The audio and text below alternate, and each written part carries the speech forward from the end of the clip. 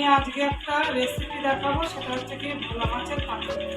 তো এটা বানাতে বেশি কিছু উপকরণ লাগে না, যেই কারণে আমি উপকরণটা দেখালাম না।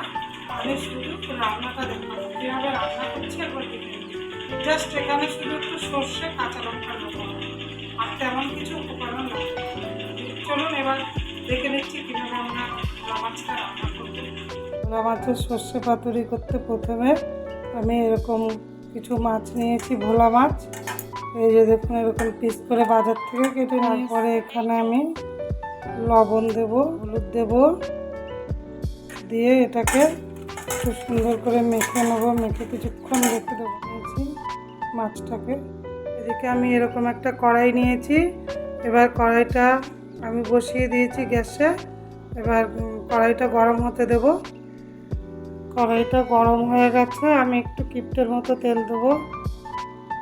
এই দেখুন, বেশি তেল দিলে তেলটা আবার পুড়ে যাবে, তো তাই একটু কিপ্টের মতো দিলাম। এবার তেলটা গরম হতে দেব। কড়াইটা তেলটাকে ভালো করে গরম করে নিতে হবে, নাহলে মাছগুলো ভেঙে যাবে। কিন্তু এখন আমি একটা একটা করে মাছগুলোকে দিয়ে দিচ্ছি।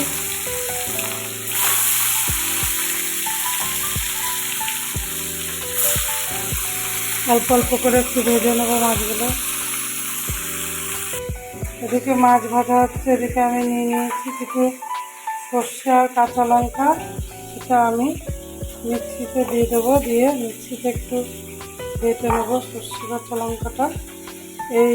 এতে বেশি একটা উপকরণ লাগে না বলে উপকরণ দেখালাম না।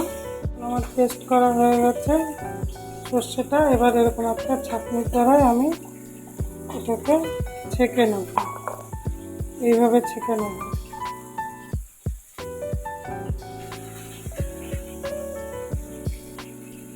এবার দেখুন, সর্ষেটা এভাবে বেটে নিয়েছি।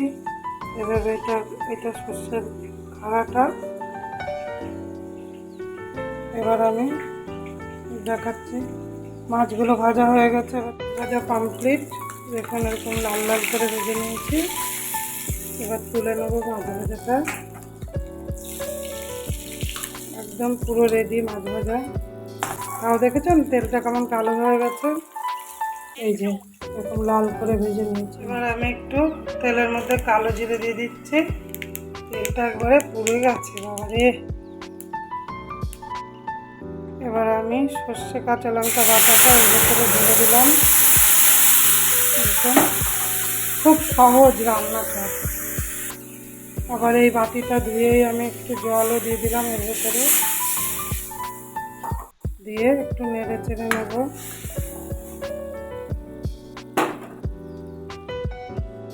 এরপরে আমি হলুদ দিয়ে দিলাম, লবণ দিয়ে দিলাম, দিয়ে ঝোলটাকে আমি ফুটতে দেবো। কিছুক্ষণ নাড়াচাড়া করে এটাকে ফুটতে দেবো। দেখুন, ঝোলটা ফুটে গেছে। এবার আমি এর মধ্যে একটু কাঁচা তেল দিয়ে দেবো।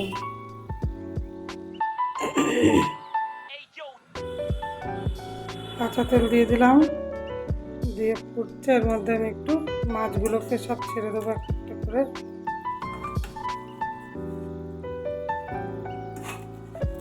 খুব সহজ রান্নাটা, মানে খুব সহজে হয়ে যাবে, বেশি ঝামেলা নেই।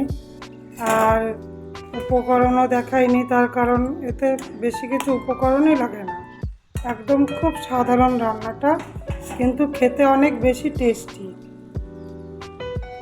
হয়ে গেছে। দেখো মাছ রান্নাটা, দেখো কত সুন্দর হয়েছে এটা দেখতে। এবার আমি গ্যাসটাকে অফ করে এটা নামিয়ে দেবো। খুব গাঢ় করবেন না, মানে ঝোলটা একটু হালকা হবে।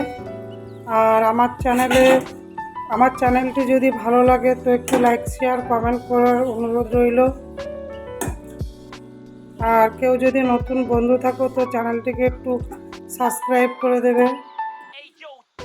ঠিক আছে বন্ধুরা, দেখুন দেখতে এটা কি সুন্দর হয়েছে। দেখতে যেমন হয়েছে, খেতেও এটা দারুণ লাগে। দুপুরবেলা গরম ভাতের সঙ্গে সার্ভ করবেন।